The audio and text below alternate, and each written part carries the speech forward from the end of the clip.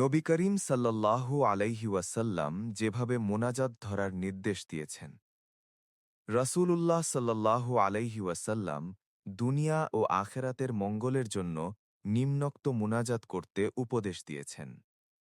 রব্বানা আতিনা ফিদ দুনিয়া হাসানাতাও ওয়া ফিল আখিরাতি হাসানাতাও ওয়া কিনা আযাবান নার।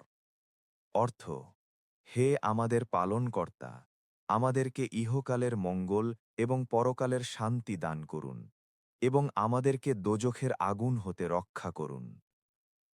নিম্নের দোয়া পাঠ করলে সুদৃঢ় ঈমানের সাথে মৃত্যু নসিব হবে। রব্বানা লা তুজিগ কুলুবানা বা'দা ইজ হাদাইতানা ওয়া হাব লানা মিন লাদুনকা রাহমাতান ইন্নাকা আনতাল ওয়াহ্হাব।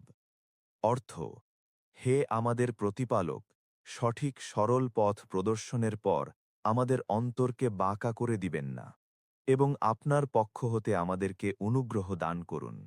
নিশ্চয়ই আপনি মহান দাতা। নিচের দোয়াটি পাঠ করলে মাতা পিতা ও মুমিনদের গুনাহসমূহ মাফ হয়, এবং দোয়াকারীর আমলনামায় সকল মুমিনদের সংখ্যা অনুযায়ী সওয়াব লেখা হয়। রব্বিগফিরলি ওয়ালিওয়ালিদাইয়া ওয়ালিল মুমিনিনা ইয়াউমা ইয়াকুমুল হিসাব। অর্থ: হে আমাদের পালনকর্তা, আমার মা বাবার এবং সকল মুমিনদেরকে ক্ষমা করে দিন, যেদিন হিসাব নিকাশ অনুষ্ঠিত হবে। রাসূলুল্লাহ সাল্লাল্লাহু আলাইহি ওয়াসাল্লাম সর্বদা নিচের দোয়াটি পাঠ করতে বলতেন। এ দোয়াটি পাঠ করলে পাঠকারীর অন্তর দ্বীনের উপর দৃঢ় থাকে এবং আল্লাহর মহাব্বত অন্তরে বদ্ধমূল হয়।